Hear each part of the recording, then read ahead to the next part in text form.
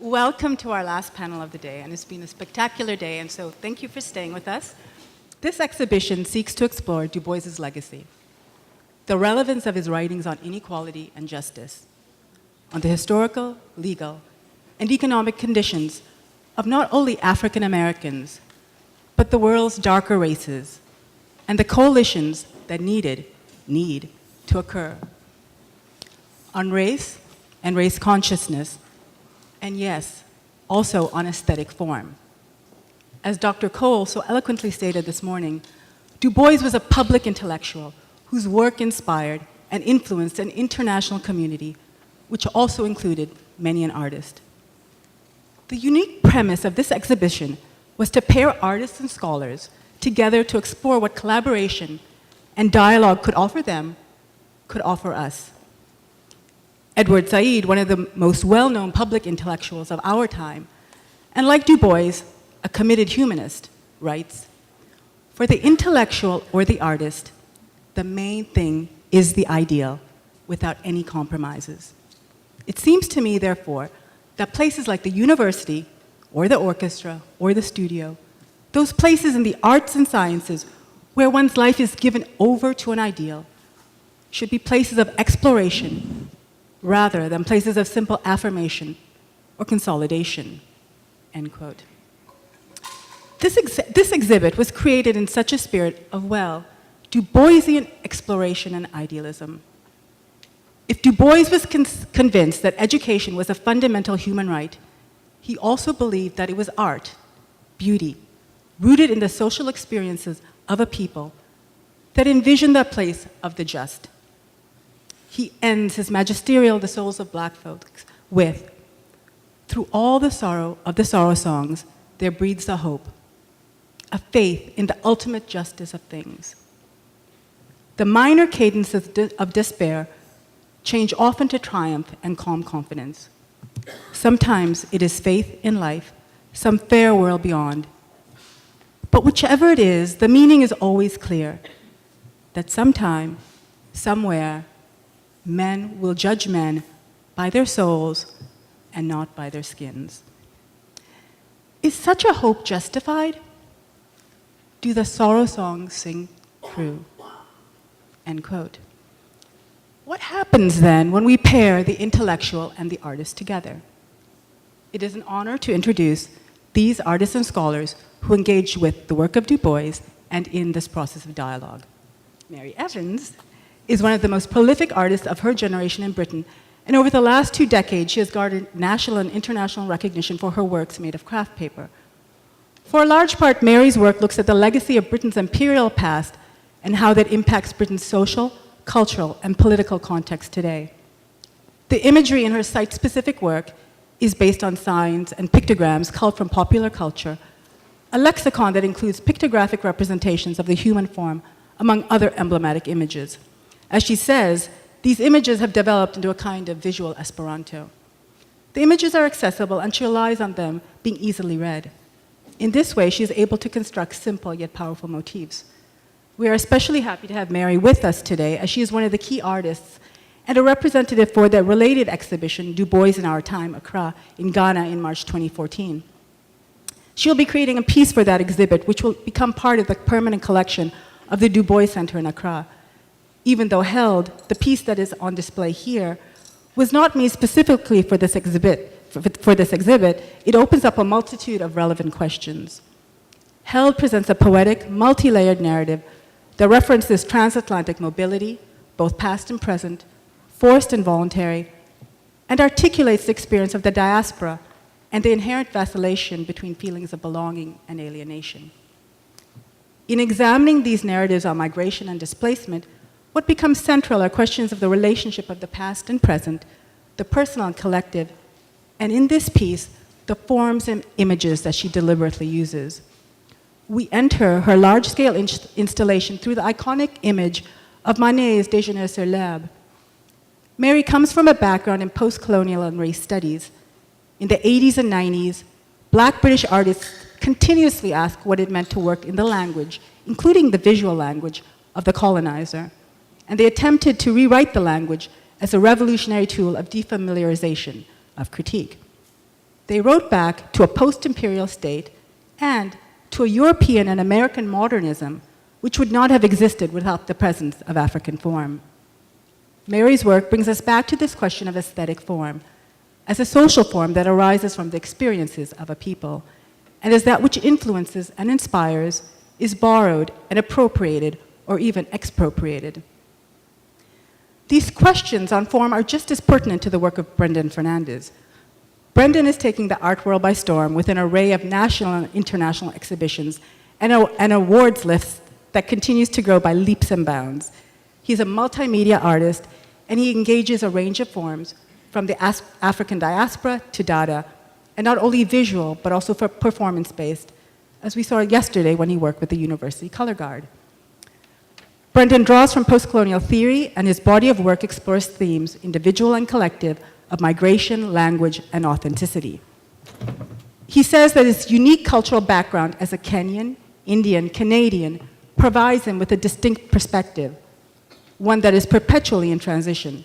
He continues, quote, "I'm investigating how language can be altered and sometimes even forgotten through the process of migration. Migration defines identity by highlighting transformation, the activity of becoming someone else through processes of loss and gain, forgetfulness and remembrance. These investigations have yielded several important and complex questions that guide my work. Most notable, who am I?" End quote. There are multiple parts to Brendan's work here, and I'm going to allow him to talk about his work on Dubois, because when he does so, the enthusiasm and excitement with which he speaks about his collaboration with Jim Campbell is contagious, and we truly get a glimpse of the process of dialogue that this exhibition sought to create. James Campbell is the Edgar Robinson Professor in U.S. History at Stanford. His research and writing focuses on African American history and the wider history of the Black Atlantic. He is particularly interested in the long history of interconnections and exchange between Africa and America, a history that began in the earliest days of the transatlantic slave trade and continues into our own time. He has worked on Du Bois for years and just finished a thought-provoking essay on Du Bois and the Pan-African Congress.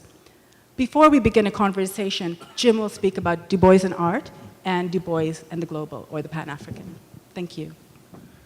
Thank you. And let me echo every other panelist in saying how privileged I feel to be here, and how extraordinary it's been to feel that I had some tiny role to play in the extraordinary exhibition that's downstairs. I'm going to just begin with I guess probably what I prepared is now something that has been said in different ways by everyone here, but to try to measure by some dimensions the complexity and majesty and elusiveness of the figure who we're trying to capture. And as I was preparing my remarks, I remembered, some of you may remember this, a Monty Python bit in which all the contestants are given 15 seconds to summarize Proust. People who work on Du Bois may feel a bit the same way. He's not only a figure of enormous depth and complexity, but he also lived an extraordinarily long time. As he himself was fond of noting, he was born not far from here, the same week that Andrew Johnson was impeached, marking the high water mark of radical Reconstruction. And he passed the night before the March on Washington, living, as was noted by Carrie Mae Weems earlier today, and something we should underscore, living in an imposed exile in Kwame Nkrumah's Ghana. For more than 80 of those 95 years, he was actively writing and publishing. From the time when he was 12, and he set himself up as the great Barrington correspondent for T. Thomas Fortune's New York Age, the largest black newspaper in the country at that time, until his death in Ghana when he had returned to one of his lifelong projects, the Encyclopedia Africana. In the interim, he produced more than 24 books, including works of history, sociology, biography, autobiography, and 5 novels, as well as thousands of articles, speeches, and newspaper columns. He founded and edited 4 periodicals, most notably The Crisis, the organ of the NAACP, which functioned for a quarter century as his personal broadsheet.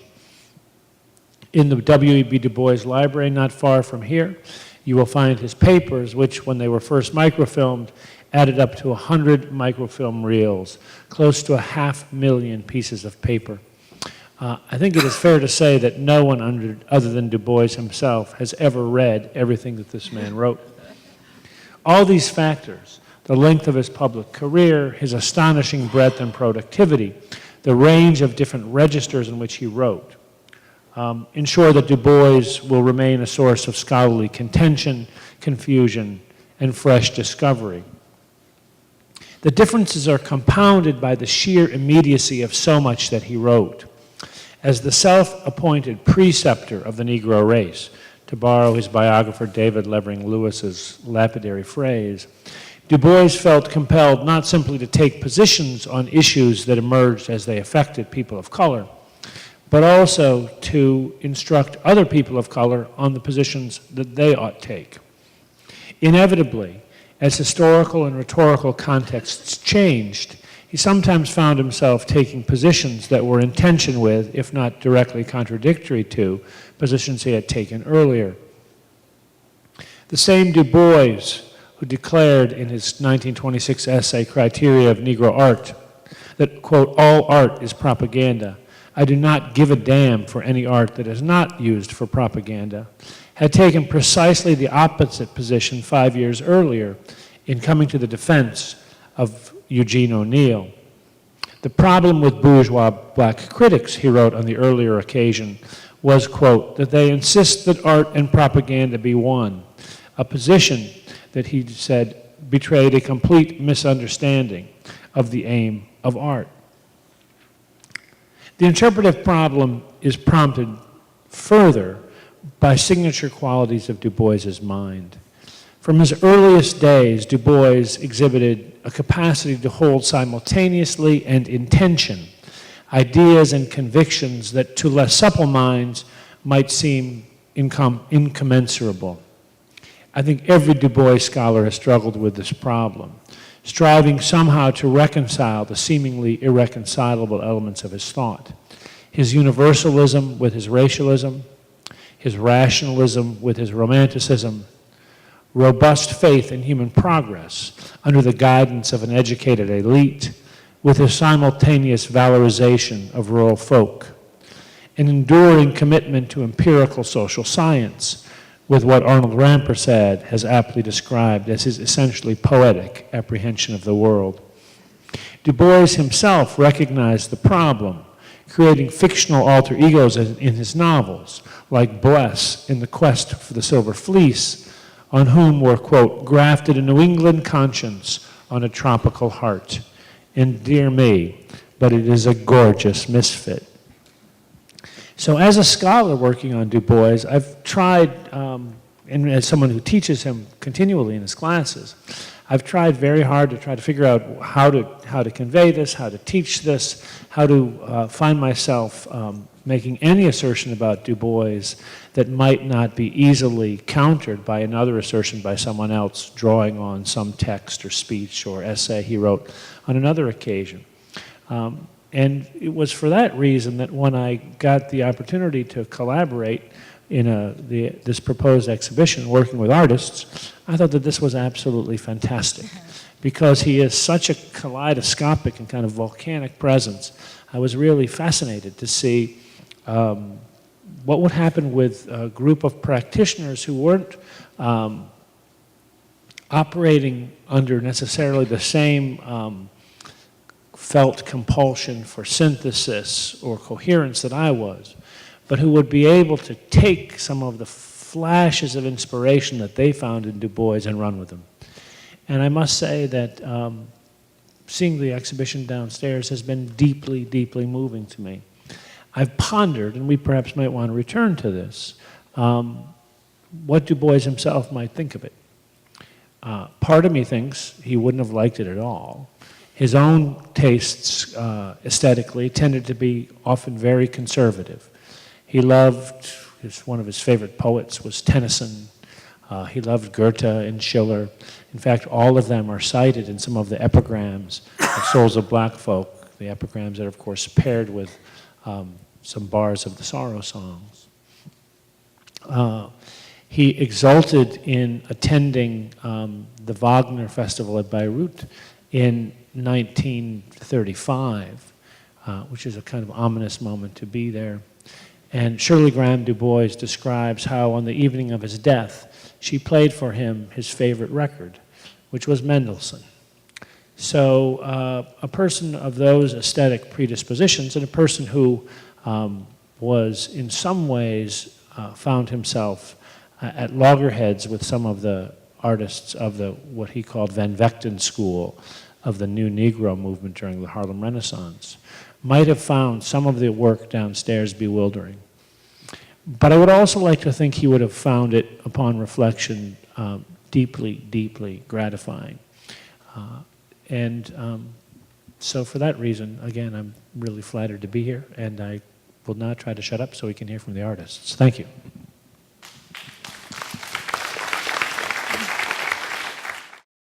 As an artist, I don't have a studio practice per se. I'm a kind of consider myself process-based. I'm the kind of artist who works with concepts and ideas, and that sometimes manifests in intense phase of research. And this project, when it was brought up and offered as a place for participation, this is kind of what got me excited. I knew about Du Bois's work, but the opportunity to come and work with scholars was really important because it allowed for those, as you said, those flashes, those moments to come and to further, dig through the research and give me, further nuggets to move forward with. And so I think the process started with us all coming together about a year ago, and we all came to sort of talk about this legacy of Dr. Du Bois.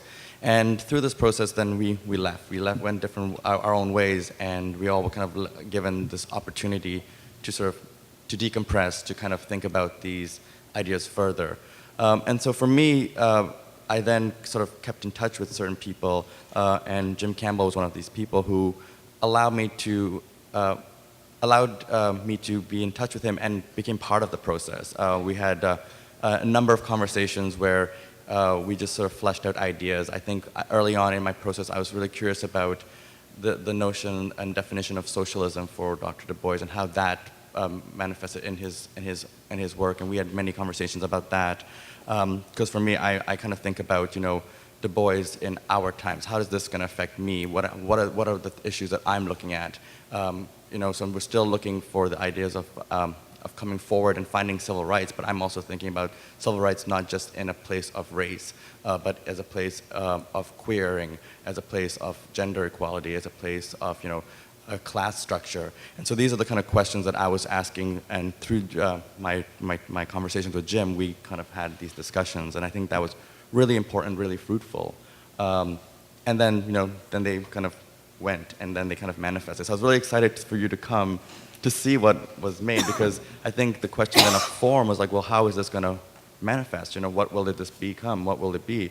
And I was like, I don't know. I think I just needed to be in this space of conversation, the space of dialogue, which I think is super important. I think we kept on talking about through this day about the idea of being educated, kind of, which for me is kind of an idea of continuing dialogue to create further conversations. I have a series of banners, and then I created, and on the banners are sort of text, and a lot of my work deals with notions of protest and silence and ideas of language and how language is used as a tool of power, and so I was thinking about the story at the end of Dark Water, where Du Bois describes the apocalypse, the end of the world. And in this moment of ending is a place where we can find social solidarity, and that there's this moment of utopia in an end, so we can build forward. And so I started to think about that idea, and that was sort of footnoted through our conversations with Jim. And so in the piece, I've kind of made these banners about the ending, and as an end, it's more of a beginning. It's a place to kind of come together, collectivity, and to walk together. And then we also talked a lot about the Encyclopedia Africaine, and it was the book. I mean, you actually were really generous and kind because you allowed me to read an essay that was not published. And I think that was super generous to allow me to get to have that material. And I was really curious about this book that Du Bois wanted to write, but couldn't because of the time. But also it symbolizes this utopia as well, this kind of thing. But in the same sense of it not being able to be created, it's kind of this dystopic sense. So I wanted to create a version of it, a symbolic version, which is about 1,000 pages made of black linen paper because you can't mark in the book, it's the silent book. And then we marched in procession to give it its acknowledgement from the Du Bois Library to the gallery, and it's placed in as an intervention with other historic documents as a kind of as an artifact, as a symbol for this idea of utopia in a sense. And I think that those ideas came definitely out of our conversations. Like, we were talking about, race and socialism through different writings by different scholars, but all of these were, you were very generous to like bring forward in the process. I just want to say he's given me way, way more credit than I deserve. One of the things that was amazing to me about this is, you see it downstairs, is just the kind of creativity of and the range of different medias and materials and places in the heart and in the mind that this work comes out of. And that was something, it is something that remains utterly opaque to me. Again, but thank you. Can I ask you why that remains utterly opaque in a certain way? Are you making a split between scholarship? No, I think there's lots of scholars who are pretty creative, and I'm sure there's lots of artists who are very scholarly. I'm just neither of those. I actually think ideal in a world of explication, right? And ideal in a world where part of my process is to try to write as clearly and crisply and simply as I possibly can in ways that eliminate all possibilities of ambiguity or multiple interpretations. Now, of course, we never succeed, but that's what we're trying to do. We're trying to explicate. And that's why a figure like Du Bois is kind of a holy grail, because he's so, he defies that quest all the time. But it also means that the kind of possibilities and the work through implication and multiple meaning and the awareness that you're creating something that these artists are doing that they may not themselves entirely know where it's coming from, and they certainly don't know entirely what others will make of it. And in some cases, I was particularly struck by Tim Rollins and KOS, where you also, the process becomes a collective process and a political process in itself. All of those things together, again, are just things that are very alien to my practice and I found very inspirational. And I think that was sort of the interesting point, was like, you had your process of how you'd go about, how your process in general of how to, in your writing. And then as an artist, I think maybe that was a bit of a challenge to kind of like, even to understand, because I remember there was the question from many of the scholars of like, well, what will you do? What is it going to be? And the form was, and I think that's kind of the thing, was kind of go back to form, was like, it just was for me at that moment, this process of just taking in, being a sponge and just trying to interpret what all these things could mean and what they could become. And that idea of becoming was really important in the process of existing, because it was changing every moment. It was really exciting. No, that's great. I think Loretta, Ava, this was your aim, right? Okay, good. One last thought about this. The other thing that occurs to me is that I'm a historian, right? And what really historians do, quite simply, is we're interested in human action and purpose of human action and its consequences in the way that lots of other people in lots of other fields are. But our particular thing is to fix it in time. And one of the things I've tried to do in my own work on Du Bois is place him in specific times and actually think quite rigorously about him historically, and the fact that, again, he lives over the course of a century, such a consequential century in which he plays such an important role at so many stages, means I'm always trying to fix the man in time. And these artists don't operate under that compulsion. And I think that was also one of the parts of it that was really exciting to me. can I just say one more thing? Please, Yeah, and I please. think that idea of history and time is important, and I think that through this work, I was kind of thinking it, like, I went through like the ideas of Stuart Hall, where he says that, cultural identities are in flux, they're in a constant process of becoming. And so, like, thinking about Du Bois in my time, thinking about his legacy, his history, the foundations, but then to take it to another place, another level of process of interpretation. And I think that was why 10 contemporary artists were asked to be part of this, to kind of make it our own in our way. I came to the project from a slightly different route to the other artists. So I had been appointed earlier this year to take part in the Du Bois in Our Time Accra, the kind of West African iteration, in a way, of this project. And it was because of that Loretta Yalo invited me to take part here as well. I didn't really so much collaborate with any scholars on the subject, but a few years ago, 2005, I was traveling around Ghana as part of a research and development kind of trip that I was making just for my own practice. I got a grant from the Arts Council in London to research and develop an aspect of my practice. And an important aspect of my practice is kind of understanding aspects of the transatlantic slave trade and the kind of the African diaspora in relation to slave trade and in relation to British imperialism. So I found myself in Accra, and I visited the kind of slave forts and castles. As part of my visit, I went to Du Bois's house, the Du Bois Centre in Accra, which, ironically enough, is opposite the American Embassy in a kind of shishi suburb of Accra. And when I was there, this is 8 years ago, so I was looking around, and I can't remember where it was, whether it was in the actual mausoleum or somewhere in the house or somewhere on the grounds. I noted Du Bois's birthday as the 23rd of February the 23rd, as you would say here.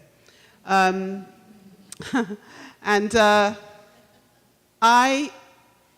that is the title of the piece that I have here. It's called Held, February the 23rd. And I just thought, I've never met anybody, or I obviously haven't met Du Bois, but I've never known of anybody with the same birthday as mine. My birthday is also February the 23rd. And there was just, in that moment, when if any of us do it, oh, you've got the same birthday. And in that second, I thought, oh, that's just a coincidence. It's just something. I filed it away. And, but I think I felt at some point that maybe I would do something with that.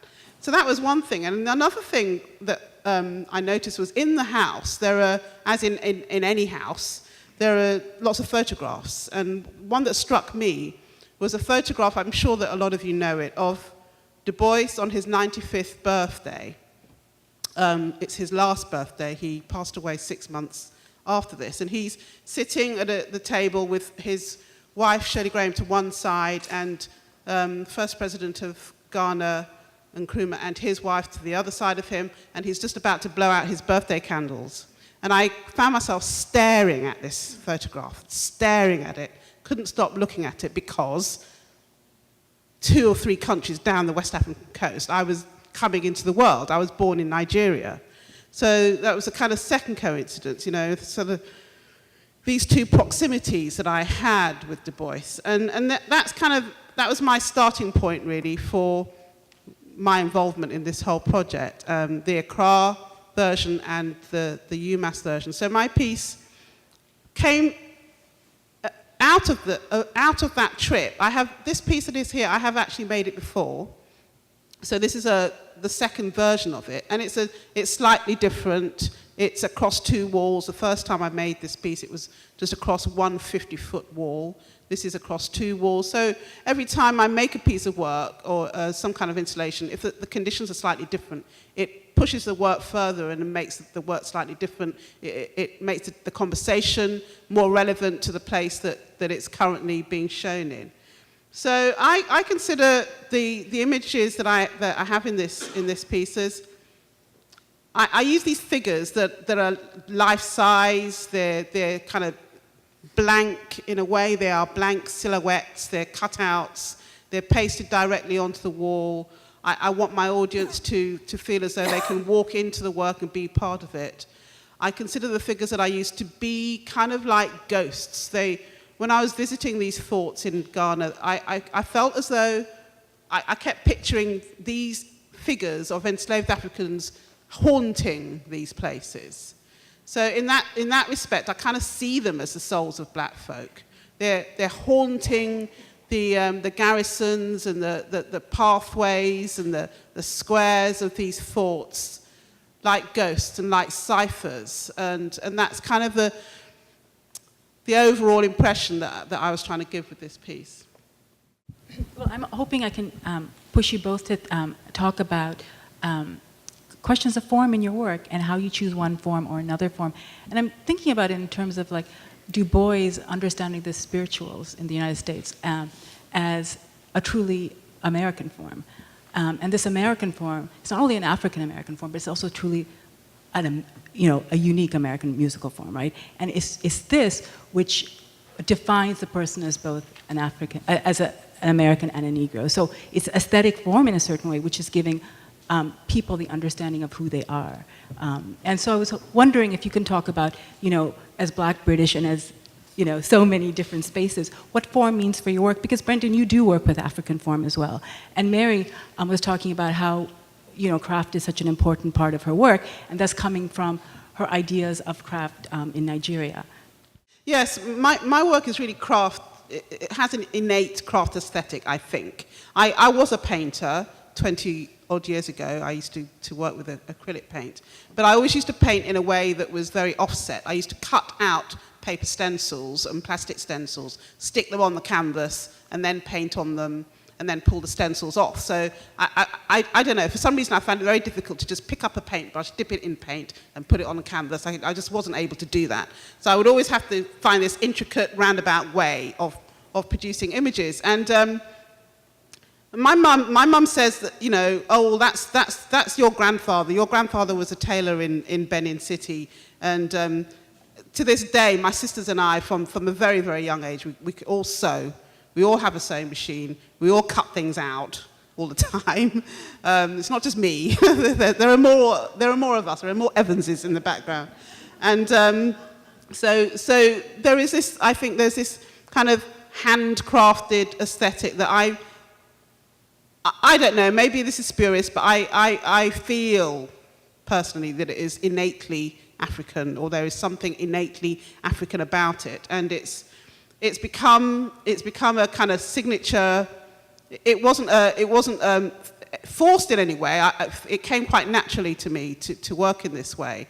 And it's kind of become.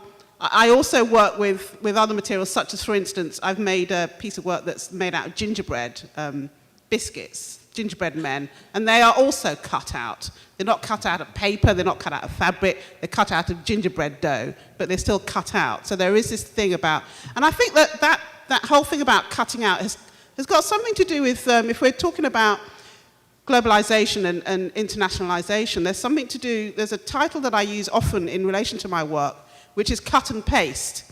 As a child, I moved to Nigeria as a 5-year-old. I was kind of cut and pasted out of West Africa and cut out of West Africa and pasted into Europe. And there is this kind of duality that to me, as a person of the African diaspora, and in general in my practice, that is to do with that incision, that incising from one part of the world to another. And that's something that really interests me, sort of how people move around the world, how, why, by force, voluntarily, what they take with them, what they leave behind. Maybe that's something to do with the way that I work. My work is nearly always gone at the end of an exhibition. It's just temporary. It's like a stuffing in what you can carry. You can only take what you can carry. And then if you can't carry it, you leave it. You carry it in your head. You carry it in your heart. But it might not be a physical thing that you have. And if you go to my studio, all you see are lots and lots of green cutting mats, lots of pairs of scissors, and lots of rolls of paper. No canvases cluttering up the place, nothing to get in the way, as if you've got to hurry up and get up and go, kind of thing. I definitely have used, quote-unquote African iconography. I think part of it, too, is like when my family emigrated from Kenya to Canada, we became like tourists. We brought with us the souvenirs of our home so we could remember and have a placeholder of Kenya for us. And I think that that's kind of where I've started to think about the use of those objects in my work. And, and I've kind of looked at the ideas of the notions of provenance and the lack of provenance for these objects and the kind of stories that are missing. And which talks about my, hybridity and my identity of who I am as an artist. But in terms of the form of how things actually manifest, I think as an artist, that also is sort of kind of in the global sort of like idea that there is, I break down the sort of traditions. I'm not necessarily a painter, I'm not necessarily a printmaker. I kind of think about these ideas and then work with them in ways that I hope can, push them and give their conceptual viability the most profound experience. So, I currently am working with a lot of performance. I'm a former ballet dancer who left the dance world in a way because I didn't have the right body type for the dance world. We won't get into this right now, but I'm thinking about that and about my dance life and bringing it back into my work through performance, how we labor through the performance gesture, and so movement and gesture is really important now as a form for me. But in the past, moving to New York, not having a studio space, not having enough room to create objects, I started to make video because that was a way for me to keep, things compartmentalized, and it's funny when you talked about, putting stuff in, how to carry things. I'm always thinking about how do I ship this, So that's a kind of a way that I'm always sort of thinking about the idea of the migration and movement of the actual work itself, and that also changes and places a kind of a specificity of how the form takes on. No, that's great. Thank you so much. Jim, would you like to say something? Just one thought, since this is supposed to be a panel on legacy that has been occurring to me too, one of the things that Dubois, this was a truly dialectical imagination, but one of the things that he, in some of his essays, particularly interestingly when he's in a controversy with Marcus Garvey in the 1920s, he would write in a kind of grand sweep of history. The meaning of the 15th century was this, the meaning of the 16th century, the meaning of the 17th century. But it was a deeply progressive imagination. And it was a belief that out of the horrors of displacement, out of the Crusades, and out of the transatlantic slave trade, and out of colonialism, and if he were alive today, out of the horror of endless wars that are routinely thrusting hundreds of thousands of people out of their homes in search of new homes, that out of those processes, and we've actually just heard two artists talk about their own experience of being conceived in that process of displacement and movement, new forms of human, I use the word deliberately, integration took place. New forms of human exchange and new kinds of cultural and political possibilities. And I think that's one of the central legacies that he offers us. He is a prophet of globalization, but he's a prophet of a very different kind of globalization than the one that most of the people who conjure that word wish us to see.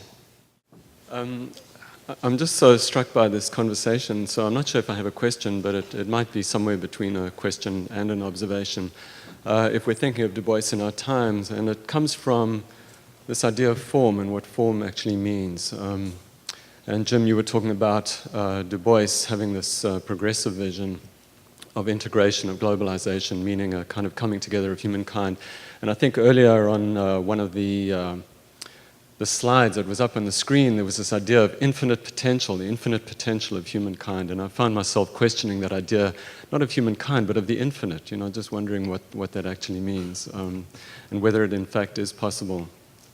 But what I want to come back to is, Mary's, your idea of cut and paste, which I think is such a lovely idea of, it's a phrase we use all the time, cut and paste, we do it all the time. And when I looked at your work just briefly yesterday evening, I was struck not only by the figures and the shapes, but the spaces between the figures and the shapes, the lines that you see between, the empty space, the kind of negative space. And then Brendan, today you were talking about the book that never got written, you know, and that's such a striking idea, the book that never got written. And it feels to me that if we're thinking about Du Bois in our times, we're in that space, we're in that interstitial space. You know, he might have been able to fill it with progressive visions because he came out of a specific history and maybe faced certain challenges. But I think if we're being honest with ourselves right now, we are maybe in the space, we're in the spaces, and we're trying to work out what they mean, having let go of certain kinds of narratives, but not having let go of them altogether. And I think today's been a great reminder of how far we need to reclaim some of those stories, some of those narratives. But also, I think, if we're being honest, we live in those spaces as well. And what we make out of them is an unknown to us at the moment. It is that future space, that space of futurity. So in that cut and space reality, and cut and paste reality in which we live, we have to think in the positive and the negative and make something out of those transitions as well. What we do with it is our challenge, I guess. Thank you.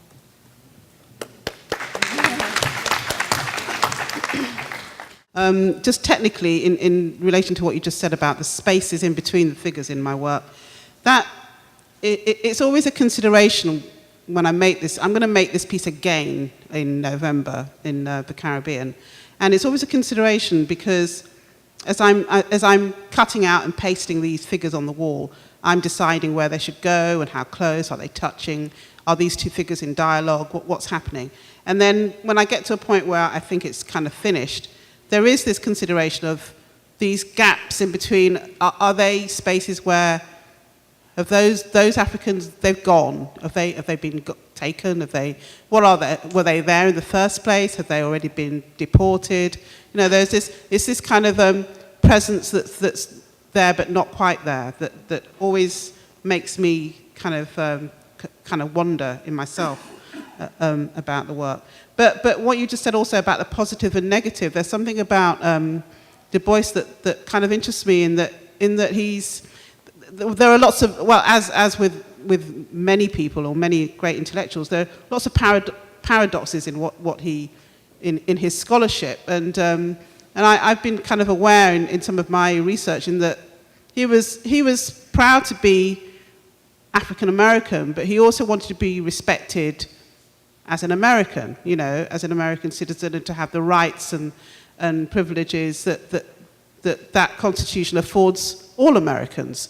And I, you know, I'm sure that we all feel similarly. I have to struggle with the paradox of being, you know, Nigerian born, and being British, and then when I come to the US, because I was here 2 weeks ago, so I was asked at immigration, you were here 2 weeks ago, what are you doing back here again? You know, kind of, well, you know, I felt like saying, what's it got to do with you? But, you know, you can't speak like that to these people. But, you know, there's this kind of thing about how you move around the world and the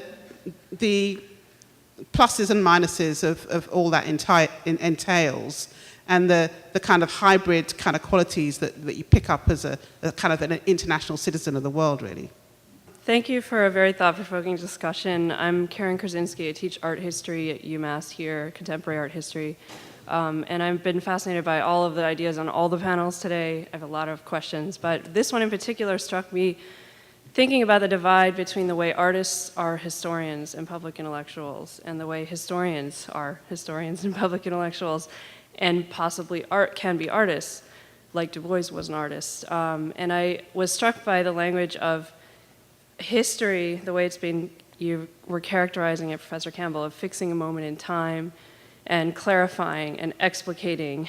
And it's a language that sort of gave me the heebie-jeebies when I heard those terms. And I was interested in your dialogue with Brendan and the things that can open up. I often think of myself as interested in a counter history, especially a counter art history, counter narratives. And I wonder if this dialogue has opened up the way you think of yourself doing history and the important work you're doing in sharing Du Bois' legacy. And I wonder, from the artist's perspective, how you think of yourselves as kind of public intellectuals and historians, and how do you visualize history? Do you think of yourself in any way as, I like the way Brandon used the term intervention. That's a very provocative term and a useful term, I think, for what artists do today in intervening, and the way your work literally intervenes in the historical section of the exhibition. So any thoughts from the three of you or the four of you on that?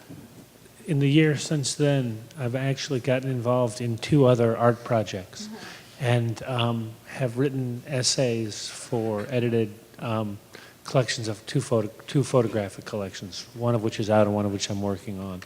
And it's been transformative for me because these are obviously communicating in ways different from how I communicate, and I have had to try to figure out how to develop a language to describe what I think is going on in a particular photograph. But the other thing I just occurred to me that I should have said when someone asked the question, well, can you be both? And it was you, actually, our moderator, Tanya. Can you combine these things? The person who combined them was Dubois. I mean, Dubois was not only trained as a historian, Dubois was trained in a very particular branch of history that came out of 19th century Germany and that he was mentored in by his dissertation supervisor at Harvard. And this was a history that, even by my standards, was unbelievably narrowly empirical. That it renounced any thought of interpretation. The task of the historian was simply to mine primary sources and reconstruct what had happened. And in fact, his first book, The Suppression of the African Slave Trade, is in that tradition. Part of the reason it stands up is that nobody before or since had actually mined so many documents about the history of the slave trade and efforts to suppress it through the colonial period. But one of the things that he did at the very end, and it caused some considerable dispute with his professor, was he added an editorial comment at the very end that was critical of the Founding Fathers. He basically, after rehearsing all of these efforts that had been made to suppress the transatlantic slave trade, and then seeing the way at the Constitutional Convention those efforts were rolled back, he condemns the Founding Fathers. He said they knew this was wrong, they knew that this portended disaster in the country, and they didn't do anything about it. And therefore, he said, the moral is it is well for us to do what needs doing when it needs doing. And that was something he had to fight to be able to include because it was inappropriate for a historian to sort of say something like that. But of course, that was only the beginning of where he was going to go in terms of working in different registers and claiming a different kind of political voice. Thinking of what McLean said is, as an artist, we're working with our own personal narratives, our own personal ways of it being a form of therapy in a certain kind of way. But through that, it's going to, that narrative also touches other people's narratives. We can kind of branch out that way. So in my work, I'm thinking about these ideas of personal history and migration and movement, but I'm also thinking about it, through my story, but it touches other people's stories as well. And I think there's a responsibility in that as an artist, as a public intellectual in that sense, where we're trying to question it, find answers to it in a certain way, but still complicate it and allow it to diverse. I think for me, again, it goes back to that idea of dialogue and conversations. I wanted to perpetuate. I wanted to become other things, and that then also becomes the process to allow me to go forward, to make new questions and to define. But it is about that kind of, again, I think it's that notion of constant flux. A lot of my work is kind of in response to historical events or is inspired by an historical episode or document of some type. And my early interest in this was trying to understand, in a way, how a little black girl from Nigeria ends up living in London. Nigeria was a British colony, and I think I've just spent my whole life trying to understand that dynamic between certain parts of Africa and certain parts of Europe, and as a result, parts of North America as well. It's an ongoing fascination. It's not something that I will never... I think sometimes when I speak to maybe some friends who've known me for a long time, it's like, oh, here we go again, slave trade, blah, blah, But it will never cease to fascinate me, this whole kind of dynamic story of how these continents are historically related, really. I just one thing too, is, when you said, like, can you be both? I think about you can be all of them. That's the thing. We're in a place of we can be all of these things, whatever it is. Doesn't have to be static. It needs to manifest and change. Your panel, and I would say also the previous panels today really inspire me to come up with one thought. I'm kind of you probably hear I have a German accent. I was born in Germany. My father lives in Ghana, so I'm always in between Ghana and Germany. I work here and at Hampshire College, so I'm kind of living in this triangle. And there's Du Bois worked with words, predominantly words and the word. And there are certain limitations to the word. And also for scholars working with this legacy, I think there are certain limitations because they tend to work with words and writing. And so I was really I would just want to mention that this is a wonderful thing to experience today, and also to see the show when it we see these limitations broken up basically with these visual contributions. And I think especially the two of you were it was great to frame that and to make us very clear what these limitations of the spoken word mean and how you translated that into visual work and for the entire show. And I actually want to just mention that this encouraged the University of Massachusetts to keep on pushing this visual interpretation of Du Bois' legacy. The triangle you're living is, in fact, between Ghana, Germany, and the Berkshires. That's a triangle W. Du Bois would recognize. But actually, just a piece of advice or question to the group. One of the legacies that the University of Massachusetts might be doing is to build the memorial garden that Carrie Mae Weems has sketched out in her exhibition. And I wonder what we might do collectively to try to ensure that that happens. I think Stephen framed really nicely what I want to bring up, which is this idea that perhaps we're living in a time that doesn't know how to think itself. The old is dying and the new hasn't been born kind of moment. I'm teaching a course called Rethinking the Third World, Afro-Arab Asian Connections. And a core text is Vijay Prasad's The Darker Nations. And he asks, for a vibrant time in the 20th century, there was something called the Third World Movement. There was a project.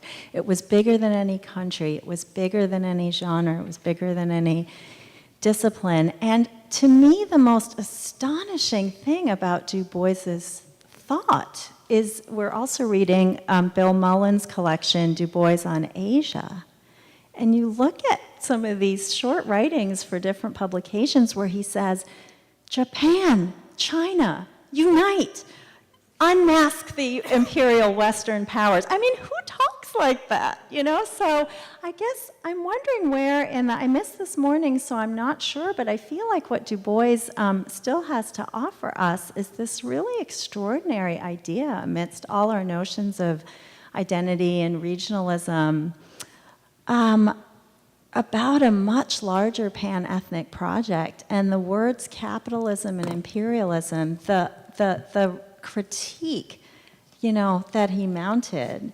And I guess the final thing I'll just say, and then I'll be curious what you think about this idea of this aspect of his thought as truly global in that sense. This large triangulation of looking to Asia and Africa.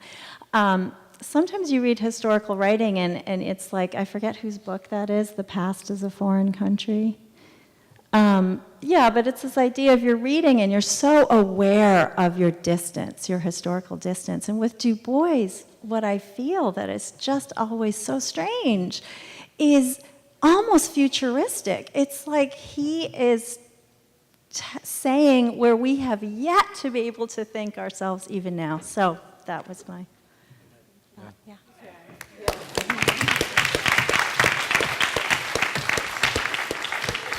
So I would like to thank this panel for a really thought-provoking time, and also for their work and for the work together. And before I turn it over to Loretta, I would like all of us to thank Loretta and Ava for conceiving of this project and for bringing it to fruition. Stand up, Ava. Thank you. Thank you. Thank you so much.